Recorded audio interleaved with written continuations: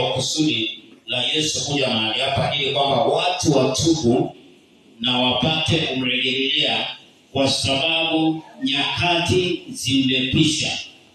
Ni wakati ambapo kanisa la Mungu linafaa kuamshwa tena upya. Maana tumehubiri sana breakthrough. Tumehubiri sana mambo ya ufanisi, na tukasahau kuhubiri kuhusu wito wa Yesu Kristo au mwisho.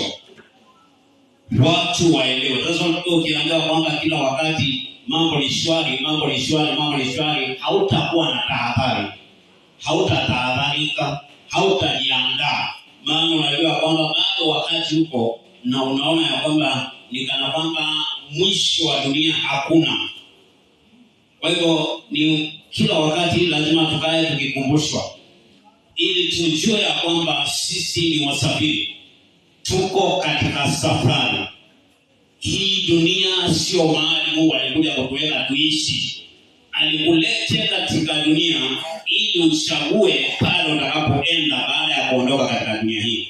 Kwa hivyo lazima ukumbushwe, ili kwamba usilegeze mwendo kiasi cha kujisahau na ukaingia katika udunia zaidi, na hatimaye Kristo akashuka na akakupata kwamba uko katika udunia zaidi, hata umemsahau, na kisha ukaanza kulia kwa sababu mchungaji alikwambia mambo ni shwari, kwa sababu mchungaji alikwambia mambo hakuna shida yoyote. Sasa ukajipata miaka yako yote ambao umekuwa katika wokovu imeishia bure motoni, kwa sababu haukufanywa alarm ya kukukumbusha kwamba kuna hatari ambayo iko mbele zetu. Jina la Bwana litukuzwe. Kwa hivyo leo ndio nikaona ya kwamba inatakikana tukumbushane, ili kwamba tujue kwamba bado sisi ni wasafiri. Usisahau kwamba uko safarini na ukaenda ukarelax mahali kwenye barabara, ukakaa kwenye chini ya kivuli, na ukasahau kwamba ulikuwa unaenda mbele, na ukatosheka na kuwa kivulini. Ukitosheka kuwa kivulini, basi hautachukua hatua zaidi kuelekea kumalizia safari. Jina la Bwana litukuzwe. Kwa hivyo siku ya leo nilikuwa nataka tupate kugusia mambo ya kuhusu nyakati zile za mwisho. Na nyakati za mwisho Biblia au Yesu Kristo amenena, na manabii mengi yametoka, na hata manabii ya Danieli yametoka. Muda huwa ni mchache sana hasa kufundisha somo hili, kwa sababu ni refu zaidi. Maana lazima watu waingie katika vitabu vya Danieli, waanze kuingia katika vitabu vingine, ndio sasa waje wafike katika kitabu hiki cha Revelation, waanze kuonyesha vile mambo yatakavyokuwa. Na hii unapata kwamba ni somo ambalo watumishi wengi hawafundishi, na kama tutafundisha kwa sababu ya muda tunafanya kugusia juu. Maana ile somo wanaliita eschatology, na ni somo ambalo kidogo liko deep sana kulingana na ufundishaji wa Biblia. Jina la Bwana litukuzwe. Kwa hivyo siku ya leo nilikuwa nataka tu tuguse juu tu kama kukumbusha kwamba tuko safarini. Kwa hivyo Biblia, ili niende kwa haraka, Biblia katika kitabu cha Wathesalonike, maana nataka tuanze hapo tu katika kitabu cha Wathesalonike. Nataka kuweka msingi wangu katika kitabu hicho, maana naenda kuongea mwisho wenyewe, lakini sianzi mwanzo. Maana nikaanza mwanzo tunaweza tukawa ibada hii haitoshi. Jina la Bwana litukuzwe. Haleluya. Nafikiri kila mmoja angependa kujua vile vitakavyokuwa au kile kitakachotokea nyakati hizi za mwisho. Nyakati hizi za mwisho ndio hizi ambazo tulizoko, ni kwa sababu yale mengi ambayo yamenenwa na tumeyaona. Tumeona taifa, hata leo mataifa yanaendelea kupigana. Tumeona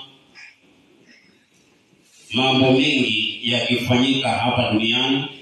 Tumeona vitu ambavyo havikuweko, sasa hii viko. Teknolojia tumeona ikiongezeka zaidi na ikawa nataka Wathesalonike mlango wa 4:16, hebu tuangalie hapo. First Thessalonian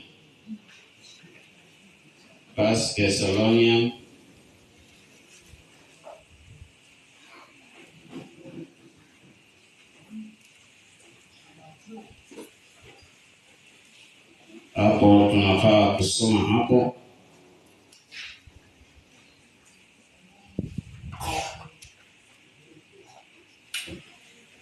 Kitabu cha First Thessalonian, hebu mtu ambaye anaweza kutusomea hapo.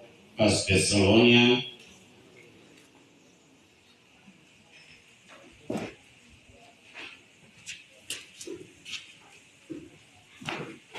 mlango 4:16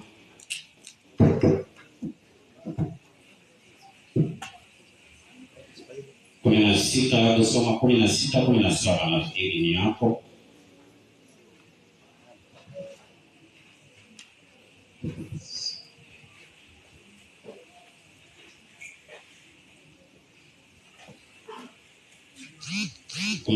Kumi na saba kusoma hapo. Wathesalonike mlango wa kwanza mlango wa 4 mstari wa 16 and 17. 16 na 17.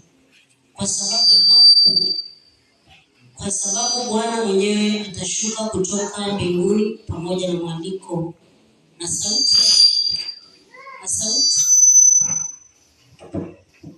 sauti ya malaika mkuu na parapanda ya Mungu, nao waliokufa katika Kristo watafufuliwa kwanza. 17. Kisha sisi tulio hai tuliosalia tutanyakuliwa pamoja nao katika mawingu, ili tumlaki Bwana hewani, na hivyo tutakuwa pamoja na Bwana milele. Nitarudia mstari wa 17. Kisha sisi tulio hai tuliosalia tutanyakuliwa pamoja nao katika mawingu, ili tumlaki Bwana hewani, na hivyo tutakuwa pamoja na Bwana milele. Amen. Neno limeombewa na kwa hivyo tunaenda moja kwa moja. Biblia inatuambia kwamba Biblia inatuonyesha kwamba kuna kipindi ambacho Kristo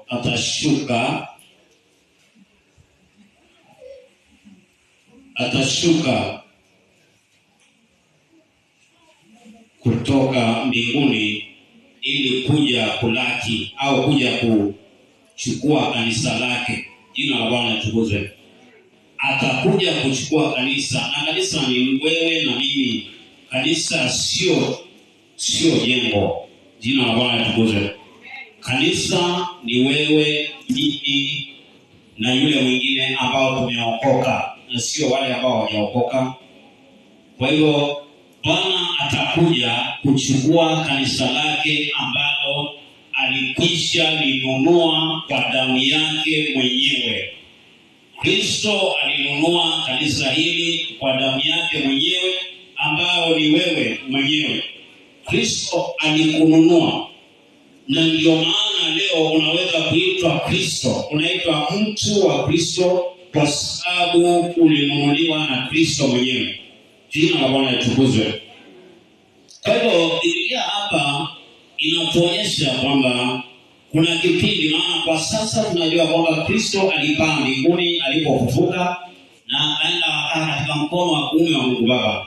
Na hivyo sasa Biblia inasema kwamba kuna wakati atakapokuja kuchukua. Ukirudi katika kitabu cha Mathayo 24 mstari wa 6 na 7 kuendelea, utaona ya kwamba hapo mwanzo ikisema kwamba huo mstari wa kuanzia ukianza katika ukurasa wa kwanza au mstari wa kwanza wa 24, inaonyesha kwamba hapo atakapokuja mwana wa Adamu na kisha atakaa katika kiti chake na kisha kuwatenga au kuwagawanya, kuwaweka watu katika makundi mawili. Biblia inasema kwamba na atawaweka kushoto waliokuwa wakiitwa mbuzi na kulia wale watakaokuwa wakiitwa kondoo.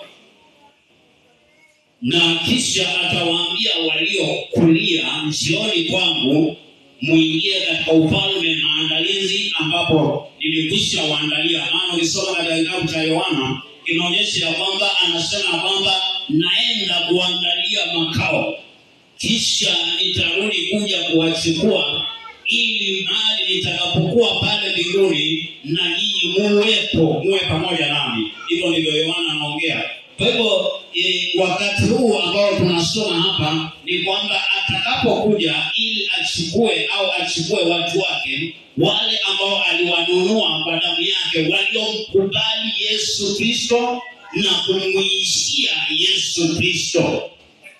Kuna tofauti ya kumpokea Yesu na kutomwishia. Maana ndio maana unasikia Biblia ikisema nini?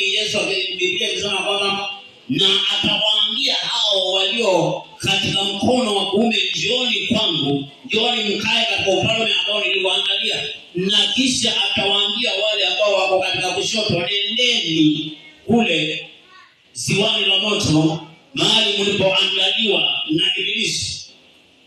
Kwa hivyo atawaambia kwamba maana nilikuwa na njaa hamkunilisha, maana nilikuwa sina mavazi na kisha hamkuweza kunivika. Kwa hivyo watamuuliza, ni vipi sisi hatukukuona ukiwa una mavazi, hatukukuona ukiwa ukaona njaa? Lakini atawaambia kwamba vile mliowafanyia wale mlipokuwa nao kule duniani, ambao sasa ni nyakati hizi ambazo tuko nazo sasa, vile uliomfanyia yule, vile uliomchukia, vile uliomtatiza katika biashara zake, vile ambavyo ulimuona akiwa na njaa na ukawa hukumsaidia na chakula ulikuwa nacho, vile ambavyo ulimuona hakuwa na mavazi na ukampatia ukakosa kumpatia, ulikuwa unakosa kulipatia nini? Maana yale mtakao wafanyia wale ndio yale ambao mlikuwa mnanifanyia mimi. Nilikuwa na kiu na mkulipa chakula. Kwa hiyo hapa ndipo watamuuliza, lakini hatukukuona, jina la Bwana litukuzwe. Unajua Mungu anatumia watu. Wakati mwingine nikasema kwamba ukataka yani ukitaka kumuona Mungu utamuona, uko na Mungu tayari, hata si kuuliza. Maana Mungu ni yule uko karibu naye. Yule uko karibu naye, kile unachomfanyia hicho ndicho kitakachokuruhusu ingie mbinguni au kukataza kuingia mbinguni. Kipimo chako cha kuingia mbinguni baada ya kumkubali Yesu, na mlango ukishafunguliwa sasa. Kumkubali Yesu ni kufungua mlango ili umuone Yesu, mshirikiane na Yesu. Kwa maneno mengine, pazia ikapasuka alipokufa. Kumuita au kuungana na Kristo ni kupanda kwenye madhabahu mahali alipo, katika pale ile pazia ilipoondoka, ili ukutane na Kristo mwenyewe. Sasa ukishakutana naye, ni wewe uishi kulingana na vile ambavyo anavyosema. Lakini sio kutenda au sio tu kusema nimeingia kwa nimeokoka na kisha uwe matendo yako hayafanani na wokovu. Huwezi taka ufanane na Kristo. Hivyo ndivyo Biblia inavyosema. Kwa hivyo ukiwa matendo yako hayafanani na Kristo na umemkiri Yesu, bado uko nje ya Kristo. Maana ufanani na yeye. Jina la Bwana litukuzwe. Kuokoka sio fashion ambayo sasa tunasema kwamba sote tuite wokovu, tuko kwenye passion lakini niendelea kufanya mambo yangu. Hapana, huo si wokovu. Wokovu si fashion. Unaweza chukua fashion ukatumia hiyo kesho ukaondoka kwa shida nyingine. Wokovu ni agano ambalo la kudumu. Jina la Bwana litukuzwe. Hilo ni agano la milele. Ukikubali kuolewa na Kristo, umekubali kuolewa na Kristo maisha yote, na ukane yale ya shetani, ukane yale ya yule mume mwingine. Jina la Bwana litukuzwe. Kuna wakati niliwaambia kwamba mmoja tajiri alikuwa alienda akamwona msichana mvulana, na akapenda mvulana, na wakawa wako pamoja, wakaoana. Na baada ya kukaa kwa muda mrefu, baadaye akaja akaaga, yule mvulana akaaga. Alipokufa, kwa sababu yule msichana ni tajiri na baba yake ni mwenye uwezo, wakamkausha yule mtu, na kisha akasema anataka kuwekwa kwenye kioo, na akakaushwa, ikawa hawezi kuota, na akawekwa kwenye kioo. Alipowekwa kwenye kioo, akamweka kando ya mlango pale, ili akiingia awe anamuona, akitoka anamuona, maana alimpenda sana. Na ikawa anaona dunia yote hakuna mwingine atakayempata, wala hataweza kuolewa tena, maana aliyempenda ni yule ambaye aliapa. Na sasa kwa sababu ni msichana wa tajiri, yeye alikuwa ni oe mwanamume alete kwake, na wala sio mwanamume aende kwake nao. Kwa hivyo ikawa wakati fulani akawa akitembea katika nchi zingine. Alipotembea akapata kijana mwingine ambaye alikuwa ni kijana mzuri sana, wale wanasema mtanashati. Kwa hivyo akawa ni kijana mtanashati, na akaona ni mzuri, akapata kumuoa. Na alipomuoa wakasafiri, wakarudi nyumbani huko kwa huyu msichana. Kufika kwa msichana, basi msichana alipofungua mlango, yule kijana akiangalia akaona mtu yuko kwenye kioo. Akamuuliza, na huyu ni nani? Akamwambia kwamba ni huyu, ni yule wangu niliyempenda pale mwanzo. Huyu niliishi naye na tulipendana sana, lakini sasa alikufa. Yule kijana ambaye amekuja, huyo mgeni, akasema sasa la kufanya ni kwamba siingii katika hii nyumba, maana sitaingia huyu akiwepo. Labda umuondoshe akazikwe, kisha ndio mimi nikae na wewe. Kama sio hivyo, basi mimi nirudi kwetu, maana pia kwetu baba yangu ni mfalme. Na kwa hivyo ikabidi yule aliyekuwa kwenye kioo achukuliwe, ende akazikwe, na mambo yake yakaishia pale, na yule kijana akaishi na yule msichana. Lazima watu wa Mungu wanapokuwa wameokoka, lazima wazike yule bwana wa zamani. Zika bwana wa zamani, ndio sasa Kristo atakubali kuishi na wewe. Lakini Kristo akija katika moyo, katika mlango wako, manake moyoni kwako ndio kuna vituko vyote viko ndani ya moyo wako. Vituko vyote, kama kila moja hii madhabahu, kama Roho Bwana angefungua kila moja moyo wake uonekane ndani na ndani ndivyo na waza na ni nani yuko ndani yake. Hapa tungeona vituko vingi hapa. Jina la Bwana litukuzwe. Hata wale unadhania kwamba wameokoka, usingejua, ungeuliza kweli ni hao watu wanao siku zote, maana ile mioyo ikishafunguliwa ndani ya moyo wa mwanadamu, ndipo panapokaa ule uchafu wote au uzuri wote. Na ndio maana the heart is the prayer room, yani moyo ni room au ni mahali pa maombi. Kwa hiyo kama moyo wako si wa maombi, kuna takataka ambazo ziko ndani yako. Taka mtu aache kile kizamani, kama alikuwa ni mlevi, kama alikuwa ni mzinzi, alikuwa ni nani, mpaka aache uzamani huo. Aache bwana wa zamani na matendo yake, ashike huyu ambaye amempokea na amekubali ukangani yake mpaka atakapokuja kuchukua kanisa lake. Jina la Bwana litukuzwe. Kwa hivyo hapa ilikuwa sema ya kwamba huyo msichana sasa, yule bwana akaondolewa na akabaki bwana yule mpya ambaye yuko hai. Aliyekufa lazima aachwe, maana shetani na kuzimu. Lazima tuache mizimu, tushikamane na aliye hai ambaye ni Yesu Kristo, mwana wa Mungu aliye hai. Jina la Bwana litukuzwe. Kwa hivyo hapa Biblia inatuonyesha kwamba wakati huo atakapokuja yule mwana wa Mungu akiwa mawinguni, Biblia inasema kila jicho litamwona. Katika Ufunuo 1:7 itakuonyesha ya kwamba kila jicho litamwona wakati anapokuwa akishuka kutoka mawinguni. Kisha katika Thesalonia au kitabu cha Thessaloniki kinaonyesha kwamba na waliokuwa wamekufa watafufuka kwanza,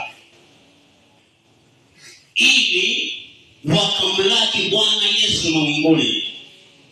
Na sisi tulio hai ndio baadaye tutaenda, tutabadilishwa. Kubadilishwa nini? Ni kufa kwanza. Wewe hata kama uko hai siku ya leo, ni kwamba lazima kufa huko. Hata viweje, Yesu Kristo akaja leo, lazima mtu afe. Maana huwezi kwenda na mwili huu ambao unauosha kila siku. Kwa hivyo Biblia inasema kwamba na sisi tulio hai tutabadilishwa, ndio sasa tuwe hewa. Mwili ulio na uzito ubaki chini ya ardhi.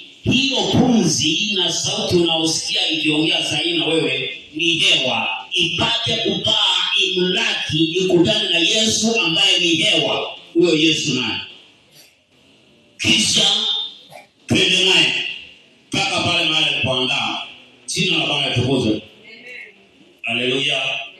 Kuna kitu nataka tu kidogo kutaka kuonyesha, na kuna wakati nilionyesha wakati mwingine. Na unajua kanisa kila wakati liko na watoto au liko na watu ambao wanajiunga nao. Kwa hivyo lazima kila wakati kuna kuwa na kurudiwa, kwa sababu kanisa watumishi wa Mungu kama lecturer, ambao lazima yule mwanafunzi vile ulifundisha mwanafunzi aliyetoka baada ya kufundisha, ambaye aligraduate, akishatoka wale wengine wakija wanaanza pale pale. Maana lazima wajue kile kilichojulikana na wale wa kwanza, wale waliotoka. Jina la Bwana litukuzwe. Na ndio maana unaona kwamba lazima maujumbe yakienda, kama ni mwaka au ni ngapi, lazima yataanza kujirudia tena, kwa sababu inatakikana kuna watoto wamezaliwa leo na hawafanani na wale wa kwanza. Jina la Bwana litukuzwe. Kwa hivyo hapa Biblia inapoongea kwamba tutaenda kumlaki Bwana mawinguni, kwanza kuna kubadilishwa kulingana vile Biblia inasema. Na ikatangulia kusema kwamba wale waliokufa kwanza wao ndio watafufuka. Wao walibadilishwa. Wewe ambaye uko hai hujabadilishwa. Sasa kisha wale wako hai watabadilishwa, yaani watakufa pia. Kisha maana hakuna kipindi cha kuzika hapo, ni kufa na kuchukuliwa sasa, hiyo kuacha mili hapa duniani. Jina Bwana litukuzwe. Maana kila jicho litamuona likishuka, yaani akishuka kutoka mawinguni. Jina la Bwana litukuzwe. Kwa hivyo wakati huu ninapoongea nasema hivi, wanachukua mfano huu na nataka kidogo kuonyesha kidogo kwa kamera hapa. Kuna wengine ambao wako na kamera kwa TV. Kama ni kamera kwa TV, basi hiyo kamera kwa TV inaweza kukaribia, na kisha hiyo nyingine karibia pia. Nataka kuonyesha mfano huu hapa. Niko na pesa fulani hapa. This is Kenyan money. You know, Kenyan money ni tunatumia shillings. Kama hapo ngine najua hii inaweza onekana pengine au si Kenya. Jina la Bwana litukuzwe. Kwa hivyo Kenyan money ni shillings. We use shillings coin. This is a 5 shilling coin. Lakini inaonekana mkiwoko mnaiona. Yes, shilingi 5 inaonekana. Hii ni shilingi 5. Na kisha hapa kuna mwenzake pia vile vile ambaye ni shilingi 5. Lakini pia inaonekana niko na 5 mbili hapa. Lakini unaona kuna 5 mbili hapa. Hii ni 5 ya kwanza, hii ni 5 ya pili. Kwa hivyo niko nazo 2 hapa. Nataka kutoa mfano katika 5 hizi. Hizi shilingi 5, lakini kama nikichukua kwa upande vile itakuwa ni rahisi chini. Ukiwa chini, maana ukiwa kwa juu, ikichukua kwa juu hivi haitaonekana. Hii inatakana ichukuliwe hivi. Chukua hivi.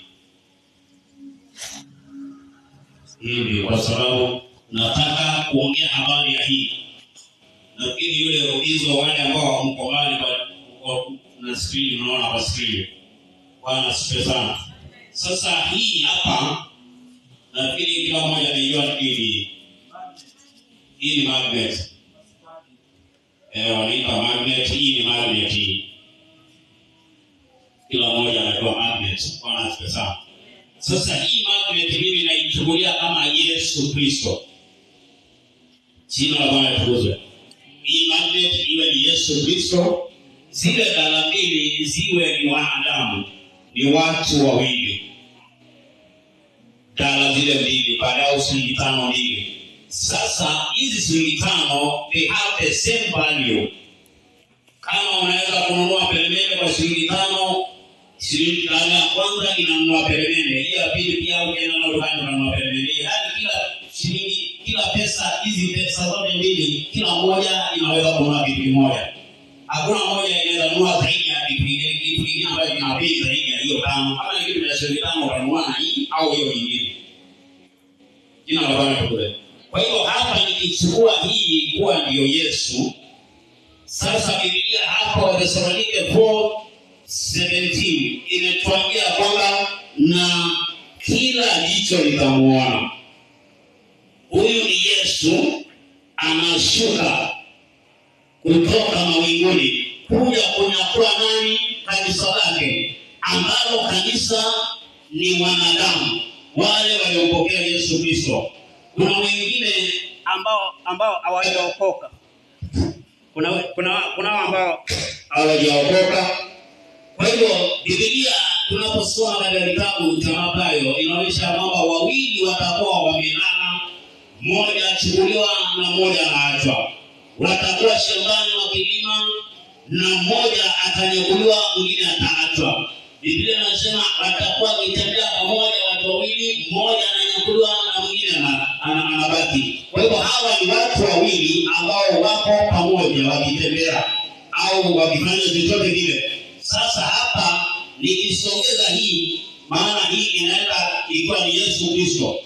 Hii magnet kuna moja imechukuliwa na moja ikabaki. Bwana siku sana. Hata ukiwekea tena hapa, ukirejesha tena, huyu Bwana Yesu akishuka, unaona kuna moja hapa anainuka mlaki Bwana Yesu akiwa mawinguni. Hii ni hapo ukafanyaje? Haichukuliki au haipandi, haiendi kuchukua, haiendi kulaki Bwana Yesu mawinguni.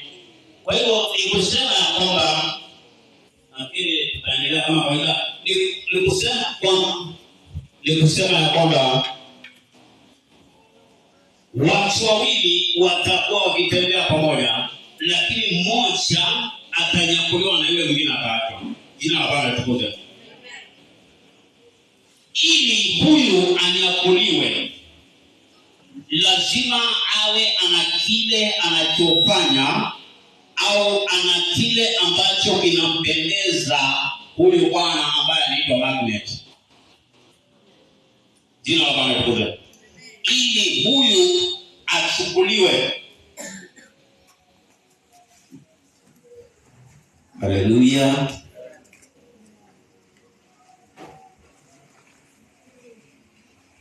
Ili huyu mmoja achukuliwe, lazima hawe kuna kile anachofanya ambacho kinaweza kuleta urafiki kati kati yake na magnet.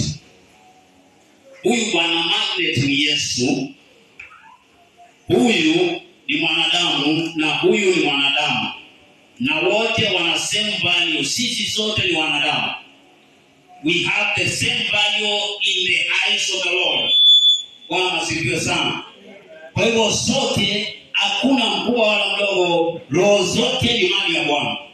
Kwa hivyo sote tuna same value mbele za Mungu. Lakini kuna mmoja hapa atanyakuliwa na yule mwingine aje.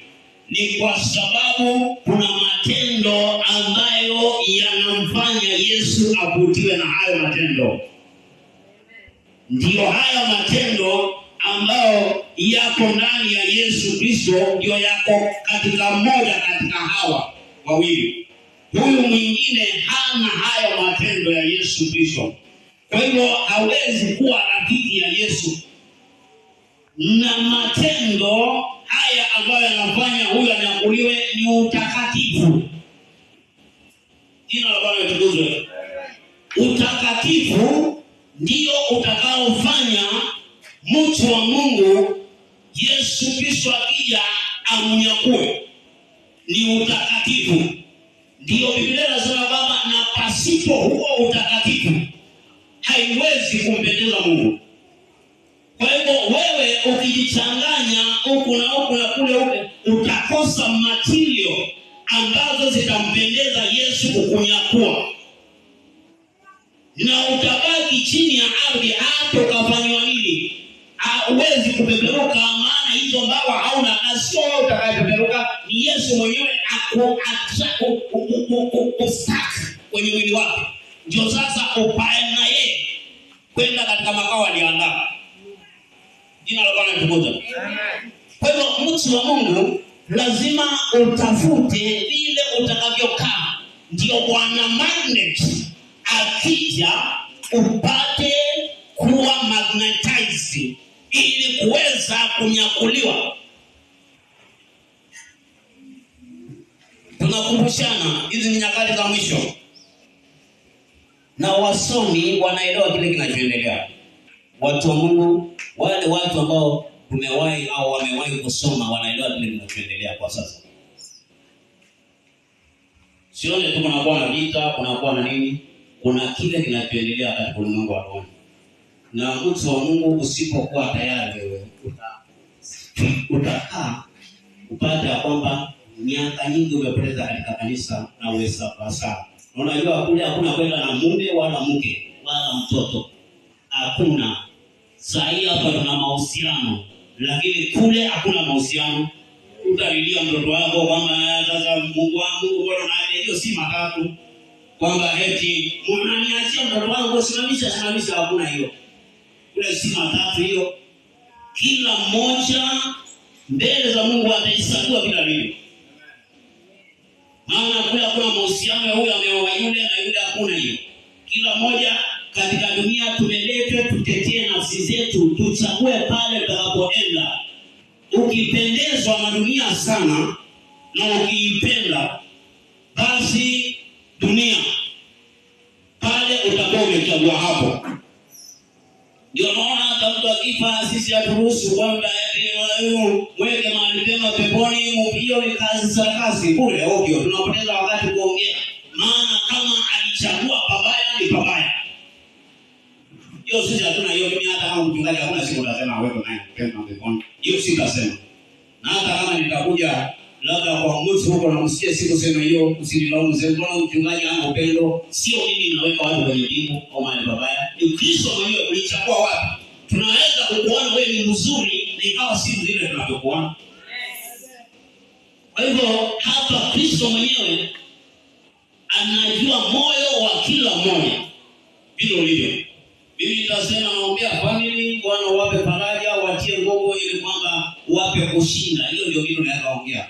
Kwa hiyo family wape faraja. Mungu naye atoa faraja na basi tumalize hiyo. Lakini sio Bwana sasa huyu mtu mweke, mimi sio mimi nachagua. Jina la Bwana litukuzwe. Kwa hivyo hapa atakapokuja Bwana wa Mungu, hapa ndipo patajulikana mbingu na nchi. Maana sote kwa Bwana ni wamoja, sisi ni watoto mbele za Mungu. lakini mmoja atanyakuliwa, mwingine atabaki. Nikuwakumbushe ile story ambayo niliongea wakati mwingine hapa. Niliwaambia kwamba kulikuwa na harusi, na harusi hii ili kwamba nimalizie, harusi hii ikawa ni harusi imeandaliwa kama kawaida. Tunajua pre-wedding, tarehe nyingi zinafanywa za harusi, kila kitu kinafanywa na watu wanaandaa maombi, watu wako intercessors, yani kuna watu wamechaguliwa kama watu wa kuombea hiyo harusi, hiyo sherehe ifaulu. Maana pasipo maombi hakuna kitu kitafaulu. Maana harusi ziko na mambo mengi. Sherehe yote ambayo itakao kuwa inahusisha Mungu ndani yake, jua kwamba vita ni vikali sana kwa hiyo sherehe. Jina la Bwana litukuzwe. Nyingine niwaeleza ile yule bwana aliyekuwa akinyolewa na ile ikapiga shoti akaenda kuanguka na kijana na kinyozi wake mwanamke kwenye barabara. Ilikuwa ni wakati ili kwamba aende akaoe kesho yake. Kwa hivyo harusi zinakuwa zina visanga vingi, kwa sababu ni mambo ambayo yataingia katika maagano ya Mungu. Ndio maana unaona kwamba wakiagana wawili waliounganisha, Mungu akasema hakuna kutenganisha. Kwa hivyo haya ni maagano. Mahali palipo maagano ya Mungu lazima shetani afanye bidii kutaka kuharibu maagano ili kwamba yasionekane, yasifaulu. Kwa hivyo ni kwamba harusi hiyo ikawa imeandaliwa, na ilipokuwa imeandaliwa ikafika wakati siku yake ya watu kubadilishana tunaita nini? Vows. Kubadilishana zile nini zao, yani viapo vyao. Wakawa imefika hiyo siku na kila mmoja yuko kwao, lazima aje kanisani. Sasa ikawa watu wamekusanyika kwa kanisa, na kanisa linaendelea sana kuliko FFC. Maana wale walikuwa na kwaya, sisi tumekuwa na kwaya wakati mwingine kule Mbongoni, na hata tukakuwa CD iko kwaya FFC, Peg World Fellowship Center. Kwa hivyo ikawa hiyo kanisa ilitoa CD ya kwanza, ya pili, tatu, na ikawa iko sawa kanisa, na sherehe ikawa inaendelea ili kungojea maharusi walete kanisani. Kwenye kusifu wakasifu, kwaya anayoingia kwamba itumbuize watu, na ikaendelea kutumbuiza watu wimbo baada ya mwingine. Lakini bwana bibi harusi ambao si halali akawa ametangulia bwana harusi, na sasa ikawa wanangojea bwana harusi. Bwana harusi wakangojea, saa zinafika zimekwisha, hata reverend akawa amekasirika na wale wenye kufungisha sema kwamba huyo lazima atoe faini, maana hawezi kutolewa sisi hapa kama watu ambao hatuna kazi nyingine za kufanya, lazima apigwe faini ndio bwana harusi, maana anachelewesha watumishi wa Mungu. Tumekaa hapa masaa yote. Jina la Bwana litukuzwe. Basi ikafika wakati wakasema huu muda umeenda sana, tutumane ili ende mtu kule kwa bwana harusi. Na bwana mmoja akakimbia ili kwamba aende akafika kwa nyumba ya bwana harusi, na alipofika akakuta kwamba hakuna mtu. Sasa alipokuwa yuko barabarani, alisikia watu wakisema, wengine wananung'unika, mbona fulani wetu amepotea, wengine wananung'unika, tulikuwa tuko njiani. Sasa hata wengine wanasemekana hawajulikani waliko. Kuna wale walikuwa wanasafiri kwenye ndani kuelekea Nairobi. Sasa hata maredio na televisheni yanatangaza breaking news. Bwana sifiwe. Kuna habari ambazo ni za kutatanisha, na kwa hivyo maredio na hili yote yanatangaza. Sasa ndio akarudi, akaja pale kanisani, akaja akapata pia watumishi wengine hawako, na akapata viongozi wa kwaya na baadhi ya watumishi, maana kanisa lilikuwa kubwa, watumishi wengine wako. Sasa wakaangaliana, wakasema mbona naona mtumishi fulani ameenda wapi, alikuwa mbona mtafeni arudi, ili kwamba huyu kijana naona kama amerudi, ili kwamba tupatie hiyo report. Kijana akapanda kwenye madhabahu, akakimbia kule kwenye madhabahu, mahali ambapo watumishi wa Mungu wanakaa kwenye madhabahu hapa. Manake kuna kila mmoja wana milele yao ya vile ambao wanaweka hapo madhabahu yao. Kwa hiyo kuna watu ambao wanakaa kwenye madhabahu huko kwenye ukuta. Sasa hata viti vikubwa inapata kama ni uimbaji, wakiimba waimbaji wako hapa na wao wako nyuma yao wanasikia sana. Sasa ikawa ni hivyo. Huyo kijana akapita mpaka kwa viongozi pale, kaenda akawainamia na akaanza kuwanong'onezea kidogo. Na kwaya huko nayo inaendelea. Yule bwana akasimama, yule aliyenong'onezewa. Akachukua microphone, ngojeni kidogo. Kwaya tutulie kidogo. Kuna habari hapa ambazo zimekuja. Kijana wetu hebu tueleze umefika kwa maji. Anasema kwamba mimi nimefika nikapata kwamba nyumba hakuna mtu, na sasa cha kushangaza ni kwamba watu wengi wengine wanaenda hospitali kuangalia watu wao, wengine wanaenda hata wanaenda kule polisi kuangalia kama watu wao wako wapi. Maana zinaonekana watu wamepotea. Na inaonekana watu wanapoteaje? Jina la Bwana tukuzwe. Sasa yule bwana kiongozi wa kwaya master akasema kwani unaweza kusema hii ilikuwa ni rapture? Ni watu ni unyakuzi ndio umefanyika au ni vipi? Sema lakini haiwezekani hiyo. Sio rapture au ni baridi. Ukisema hapana sio rapture hiyo, si hakuna unyakuzi unafanyika. Maana mimi mtakatifu, hata unaona hata nilifanya hata tukatoa CD 3. Volume 1, Volume 2, Volume 3 tuko nayo hapa kanisani. Hivi haiwezekani kwamba eti Bwana ananyakua watu na mimi ni yake, haiwezekani. Mimi nimewaita kanisa nimefanya kazi nyingi sana. Lakini baada ya kujihoji moyoni mwake, akajiwa na mawazo kwamba hata katika baadhi ya waimbaji amekuwa wasichana marafiki naye. Akaanza kilio, analia. Bwana sasa tule manake hiyo ishafanyika.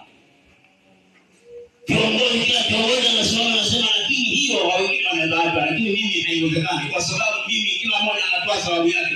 Kwa sababu mimi nilikuwa hata mimi ndio nimefikisha kanisa hapa. Hata ile mkutano mkubwa uliohudhuriwa kule, si mimi ndio nilitoa nikatamini huo mkutano. Wengine Bwana hawezi kuniacha.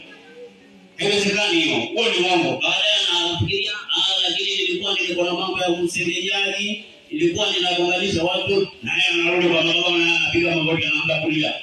Kila mmoja anajaribu kuongea utakatifu wake, lakini baadaye anajihoji kwa moyo wake na Roho Bwana anamwambia wewe ni hivi na hivi na hivi. Na sasa hiyo naye anaanza kulia. Sasa kile kilichofanya huyu bwana anyakuliwe kwenda mbinguni hawana hicho, manake hawakuwa na utakatifu wa kuwawezesha kuruka kumlaki Bwana mawinguni. Watabaki na manuniko na lawama, lakini utakatifu ndani yao hakuna. Hawakufanya makusudi na mapenzi ya Bwana, maana walichukulia kwamba wacha tupone nao, wacha tule, manake kufa kwaja, tuvunje mifupa. Na wakasahau kwamba hili neno la leo, ndio maana nikasema niwakumbushe, hatutakuwa tunavunja mifupa manake kufa kwaja, na tukasahau kwamba Kristo yuaja njiani kunyakua kanisa lake. Hiyo mkisahau mnapoteza wakati, na itafika wakati